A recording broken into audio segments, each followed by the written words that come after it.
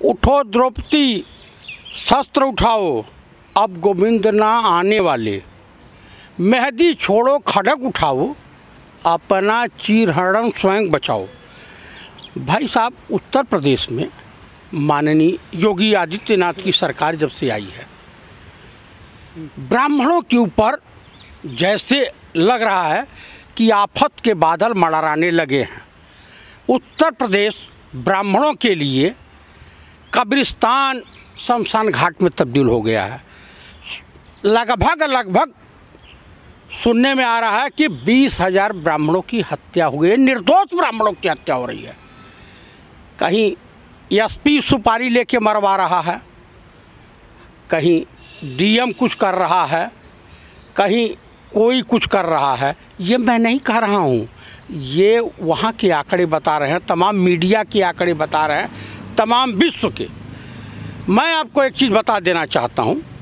चलिए, विकास दुबे अपराधी था, उसको जो दंड मिलना है मिला, लेकिन उस एसएसपी के साथ आपने क्या किया? जो त्रिपाठी था वहाँ पे, जिससे सीओ साहब ने बात किया था कि एसओ को हटा दीजिए बिना तिवारी को, और नहीं तो यहाँ बहुत बड़ा कांड होगा। उसके बाद आपने उसको हटा करके एसटीएफ का डीआईजी बना दिया। उसके बाद जब छीछा लेकर हुई तो दरअसल क्या है कि योगी जी अक्षम हैं सरकार चलाने में, काबिलियत नहीं है।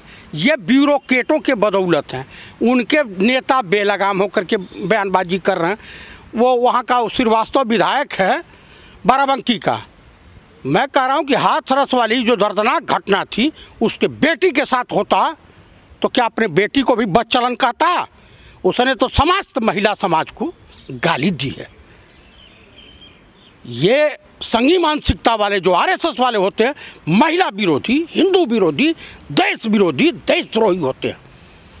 आप 1,000 बसों का 2 घंटे के अंदर पूरा कागज पत्र और पूरा ऑपरेशन कर लिया, चेक कर लिया, लेकिन पुलवामा में जो अटैक हुआ था उस समय क्या इनकी IBI सब फेल हो गई थी? उस वक्त माननीय गृहमंत्री राजनाथ सिंह जी थे। बोलने में शर्म लग रही है। जिस देश का प्रधानमंत्री सर्वदलीय बैठक के बाद चाइना जैसे दगाबाज देश का नाम लेने में से कतरा रहा हो, घबरा रहा हो, घुटने टेक दे रहा हो, तो जान लीजिए कि उस देश का सत्यानाश होना है। ये इंग्लैंड के व्यापारी, इंग्लैंड के अर्थशास्त्री जो माननीय डॉक्टर मनमोहन सिंह के समकक्षी, इनके बैचमेट रहे हैं, ये भी अर्थशास्त्री वो भी अर्थशास्त्री। उन्होंने इंग्लैंड में किसी जगह सभागाह में बयान दिया था कि हिंदुस्तान की अर्थव्यवस्था सुधारने में बहुत समय लग जाएगा, क्योंकि कि आरएसएस और भाजपा वाले यहाँ के सामाजिक ताने बाने को तहस नहस कर दिया है। जब चुनाव आता है, भारत पाकिस्तान, मंदिर मस्जिद, हिंदू मुसलमान, आज हिंदुस्तान की अर्थव्यवस्था कहाँ जा रही है? भाई साहब, आने वाले दिनों में 500 रुपया कोई अगर जेब में ले चलेगा तो छिनैती होगी, पेट में रोटी नहीं होगी ना, तो इंसान गद्दारी करेगा। बिना अन्न के नहीं रह सकता है। 1 दिन रहेगा, 2 दिन रहेगा, 4 दिन रहेगा। युवाओं की हालत देख रहे हैं, बेरोजगार सड़कों पे मारे फिर रहे हैं, किसानों की दुर्दशा देख ही रहे हैं, और तमाम तरह की घटनाएं। उत्तर प्रदेश को मैं नहीं कह रहा हूँ, सुप्रीम कोर्ट के किसी न्यायमूर्ति ने कहा था कि लग रहा है कि उत्तर प्रदेश में जंगल राज कायम हो चुका है। देखिए, आज विश्व के तमाम लोग मानने के लिए तैयार हो गए कि माननीय अखिल भारतीय कांग्रेस कमेटी के पूर्व अध्यक्ष राहुल गांधी जी पढ़े लिखे, विद्वान, ईमानदार, नेक दिल, अच्छी छवि के विश्व के चुनिंदा नेताओं में शुमार हैं, और पढ़े लिखे नेताओं में इनका विश्व में 7वें नंबर पर नाम है।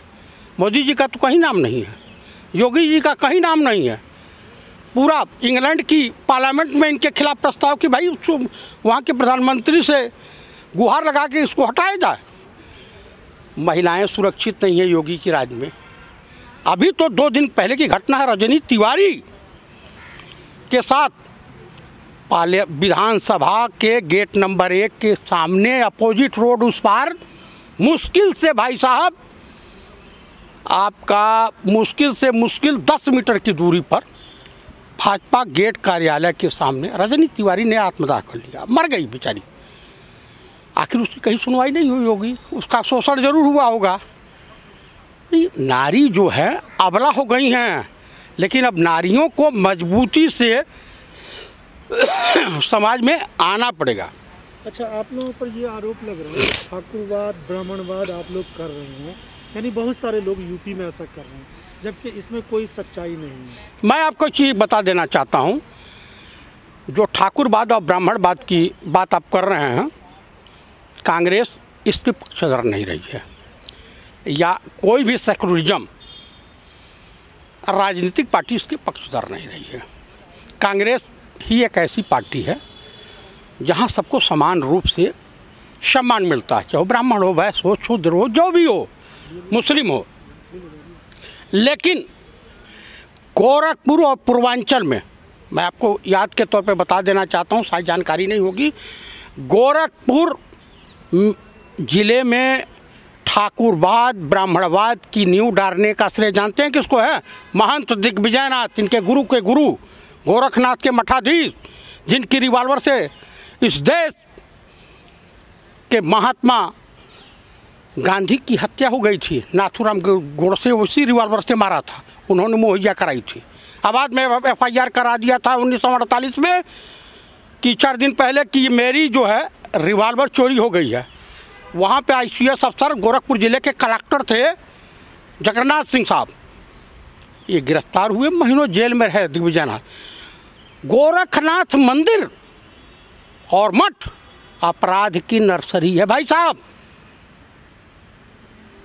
वहाँ एक सांसद प्रत्याशी, सपा के सांसद प्रत्याशी की हत्या बांसगांव में उसी मठ के इशारे पे हुई थी।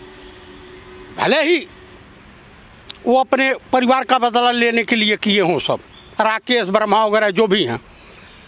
तो मेरे कहने का अभिप्राय ये है कि हम लोग ठाकुरों से नफरत नहीं करते हैं, ऐसा कुछ नहीं है। मैं बाईकाट ब्राह्मण हूँ, ब्राह्मण को शोषण होगा तो भैया, या किसी का भी शोषण होगा तो मैं तो विरोध करूँगा। योगी जी हमारे रिश्तेदार हो नहीं सकते हैं, योगी जी हमारे पट्टेदार हो नहीं सकते हैं, योगी जी हमारे पड़ोसी हो नहीं सकते हैं, तो हमारी दुश्मनी उनसे किस बात की रहेगी? हमारा उनका वैचारिक मतभेद हो सकता है, जाति दुश्मनी कोई नहीं है। और संत के नाम पे वो कलंक है, ये जान लीजिए। संत जो होता है बड़ा क्षमावान होता है, बड़े हृदय का मालिक होता है, उसके लिए सब समान रूप से होते हैं। संत की कोई बिरादरी नहीं होती है, कोई जात नहीं होता है। उसके पास जो भी जाएगा उसको आशीर्वाद देगा, उसके अच्छे सफल भविष्य की कामना करेगा ईश्वर से। संत को या राजनीति से क्या लेना देना? राजनीति में तो झूठ झटाई बोलना पड़ता है। योगी जी झूठ झटाई बोलते होंगे, क्यों भाई साहब? गलत तो नहीं कर रहा हूँ। हम लोग तो नहीं जानते कि योगी झूठ बोलते हैं। योगी राजा हरिचंद की छठियाँ औलाद है क्या? जो जितने वादे किए थे चुनाव में, अब तो हनुमान स्वामी जो हमारे आराध्य देव हैं, उनकी भी जाति सब बताने लगे। छत्तीसगढ़ में कहे कि आदिवासी हैं हनुमान जी, जंगली हैं। राजस्थान में कहे दलित हैं।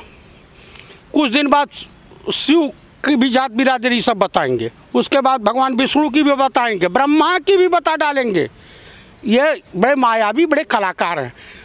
हिंदुस्तान का हमारा हिंदू धर्म नहीं है, और इस पृथ्वी पर हिंदू धर्म है ही नहीं। हमारा है सत सनातन धर्म, और सत सनातन धर्म में हमारे जो धर्म गुरु होते हैं जगत गुरु शंकराचार्य होते हैं। अब पूरे विश्व में 4 ही जगत गुरु शंकराचार्य होते हैं, 5वां नहीं होता। ये सब अपनी दुकानदारी चला रहे हैं। ये जितने भी मठ माट खोल करके व्यापारियों को और देश के तमाम लोगों को, अनेक धर्मों को बरगला करके, चूतिया बना करके अपना उल्लू सीधा कर रहे हैं। आज इन मठों को गवर्नमेंट एक्वायर कर ले तो ये कटोरा लेके भीख मांगते नजर आएंगे। साधुओं की संख्या कम हो जाएगी।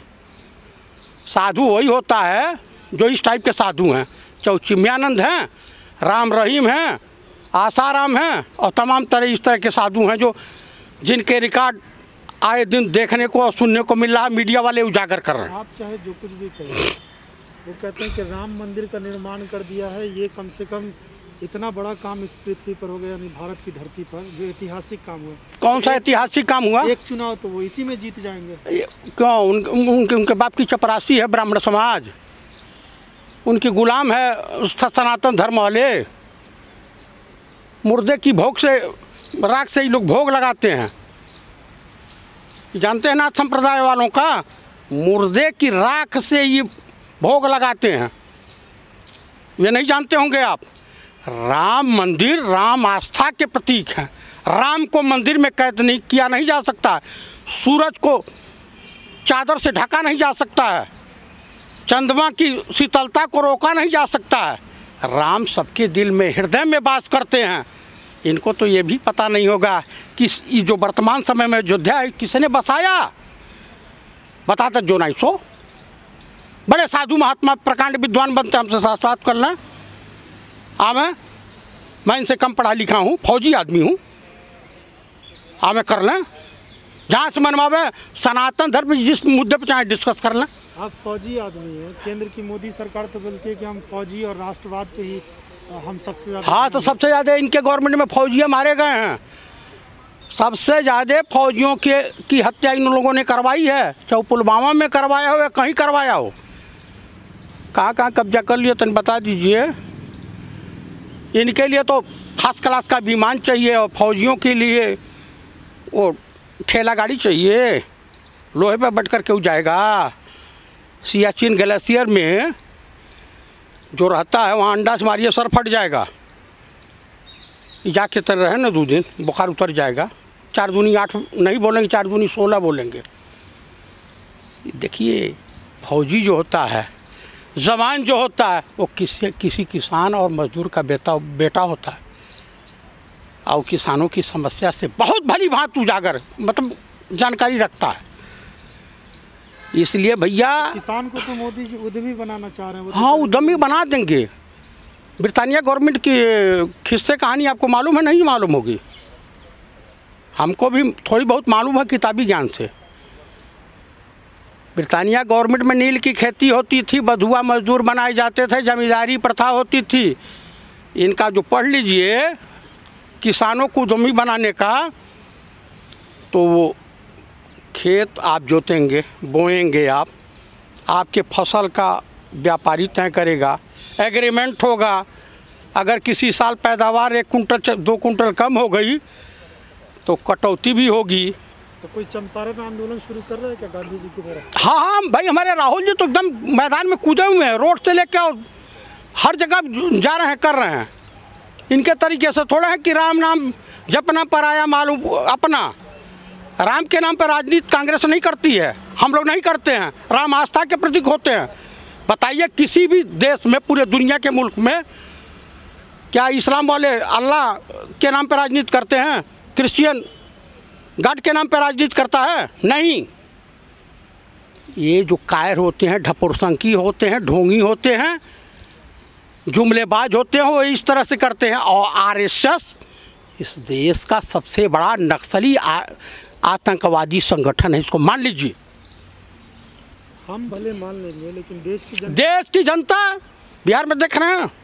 बिहार में तो कह रहे हैं कि वो जीत रहे हैं। कौन सा, कैसे जीत जाएंगे? वो हम वोटवा नहीं देंगे तो जीतेंगे कहाँ से? तनी बताइए। या तो ईवीएम में हेरा फेरी चुनाव आयोग और ये लोग मिल के करेंगे, यही कर सकते हैं।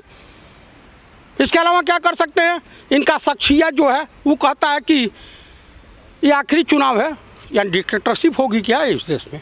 जनता जूते जूते मार करके बाहर कर देगी। गुजरात में भी रहने लायक नहीं रह जाएंगे। देश का पहला प्रधानमंत्री होगा और देश का पहला मुख्यमंत्री होगा जो जेल के काल कोठरी में जीवन पर्यंत वहीं रहेगा। मैं आपको बता दे रहा हूँ, या ये सब देश छोड़ करके विजय माल्या की तरह से भाग जाएंगे। देश का नाश कर दिया, देश की जीडीपी अर्थव्यवस्था को सत्यानाश कर दिया। आप लोग इस तरह से कर रहे हैं। वो हत्यारा है मुख्यमंत्री, हत्यारा, जान लीजिएगा। तो बिहार 10 साल जो है कांग्रेस की सरकार रही सेंटर में, तो आपने उस हत्यारे के खिलाफ क्या किया? क्या? सुनिए, सुन लीजिए। जिस प्रदेश का मुख्यमंत्री अपना केस आपराधिक तमाम मामले खुद ले रहा हो कि भाई ख़त्म करो। कोर्ट हमारे वहाँ, हमारे ज़माने में कांग्रेस के रीजन में कोर्ट जो है स्वतंत्र थी। लेकिन अभी आपको लगता है कि मतलब ईवीएम से ये सरकार जीतेगी बिहार में अगर चुनाव? हाँ, जीत सकते हैं भैया। सुनने में यह आया बिहार में कि अभी बीबीसी की न्यूज़ है, मैंने भी कहीं देखा सुना है, बीबीसी की खबर है कि ईवीएम में सेटिंग करके भाजपा सरकार बनाने जा रही है और नीतीश कुमार के पीठ में खंजर घोंप देगी। नीतीश को नेस्तनाबूद करने पर उतारू है। मतलब कांग्रेस ने हार मान लिया? कांग्रेस ने हार नहीं माना भैया। हम 70 सीट पर चुनाव लड़ रहे हैं। यूपीए गठबंधन की ईमानदारी से सरकार आ रही है, हार नहीं मान रहे हैं। बिहार में हेरा फेरी किए तो देख लीजिए क्या अंजाम होगा। वो बगावत की धरती है, गौतम बुद्धा की धरती है, जनक नंदनी माता सीता की धरती है, जो लोकनायक जयप्रकाश नारायण की धरती है, वो चाणक्य की धरती है, उसे बगावत की धरती कहा जाता है। समझ गए?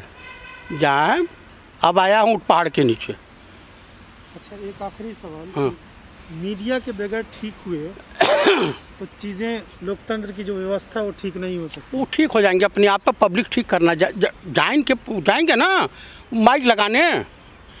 वो जनता दवाई कर रही है, वो जनता सुधारेगी।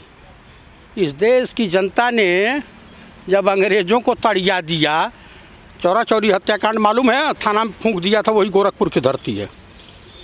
दिल्ली का लाल कुआं याद है? इतिहास पढ़ लीजिएगा। कलकत्ते की काल कोठरी का भी इतिहास पढ़ लीजिएगा। वो बंधु सिंह की धरती है। 80 साल का बूढ़ा एकदम कूद पड़ा था अंग्रेज़ों के खिलाफ युद्ध करने के लिए। तो जान लीजिए कि भैया इस देश की जनता बहुत सज्जन भी है, लेकिन जब इसके पेट पे और इसके मान सम्मान, मीडिया को सुधार देंगे महाराज जी। जितने एनएल चैनल वाले हैं, ये दलाली जो मोजरा कोठा खोल रखे हैं मोजरा सुनाने के लिए, भाई किसी भी नर्तकी को लाइए, पैसा दीजिए तो डांस करबे करेगी आपके लिए। जो गाना चलाएंगे उस पर डांस करेगी। तो वही हाल इस समय तमाम रिपब्लिक चैनल। अरे भाई ये तो मेंटल है। ये तो सबसे बड़ा आतंकवादी चैनल है। ये हुआ दीपक चौरसिया का हो गया, एबीपी हो गया, आज तक हो गया, और राजा शर्मा वाला चैनल होगा, जी न्यूज़ तिहाड़ी वाला। ये सब तो एकदम डिस्को डांसर हैं। ये सब ISI के एजेंट हैं। रिपब्लिक वाला जो है, अरे वो तो हरी बाप रे बाप, उससे बड़ा तो एकदम अर्णव गोस्वामी ना कहता है मेरे बाप देशभक्त थे। तो देशभक्त का लड़का गद्दारी करेगा? तुमको गद्दारी करने का लाइसेंस मिला है? तुमको जिसको कहोगे उसको कुछ कहा तो लाइसेंस मिला हुआ है? अब आ रहा ऊँट पहाड़ के नहीं तो जाएगा जेल। कैसे? तमाम मामले उसके खिलाफ हैं। कई ठो हत्या करवाने में साजिशकर्ता में शामिल है। एक उसके वहाँ आर्किटेक्ट था, उसकी हत्या करवा दिया, पैसा नहीं दिया। पूरा जो बॉलीवुड उसके विरोध में आ गया। तो बॉलीवुड टैक्स देता है। पूछा अर्णव गोस्वामी के बाप और ये कितना टैक्स देते हैं भारत सरकार, तो पूछ लीजिएगा। अब उनसे पूछिए कि तुम राजा पटियाला हो, कहाँ से तुम्हारे पास इतना अकूट संपत्ति आई? टाटा बिरला हो, व्यापारिक बिजनेस बहुत बड़ा फैला हुआ है, तब पूछ लीजिए। अभी उसी तो आ जाएंगे, धरती पकड़ लेंगे। आप कुछ देर में देखिए वो पैरों पकड़ते घूमते मिलेगा। उनके तो बहुत समर्थक भी हैं। कौन समर्थक? वो RSS और BJP वाले होंगे, उन्हीं का पालतू कुत्ता है। और क्या है? और क्या है? वो क्या है? उस पत्रकार रवीश कुमार हैं, विनोद दुआ हैं, वो वाजपेयी साहब हैं, उसके बाद अभिसार शर्मा है। ये लोग पत्रकार से यूट्यूब चैनल वाले बेचारे वही तो सच्चाई दिखा रहे हैं। उनको देख कौन रहा है? सबसे बढ़िया तो काम यूट्यूब चैनल के पत्रकार कर रहे हैं, और NDTV कर रही है, BBC कर रहा है, ये लोग कर रहे हैं। किसी अधिकारी के पास चले जाइए तो भले आप पहुँचे तो दूसरा चैनल लगा देने तो NDTV और BBC देखता है। अच्छा, एक आखिरी सवाल। तो रवीश कुमार की बात करें, अर्णव गोस्वामी की बात करें और सुधीर चौधरी की बात करें, इन तीनों में आपको क्या फ़र्क लगता है? गंगा का पानी जितना पवित्र होता है, रवीश कुमार उतने पवित्र हैं। और गंदा नाला जो होता है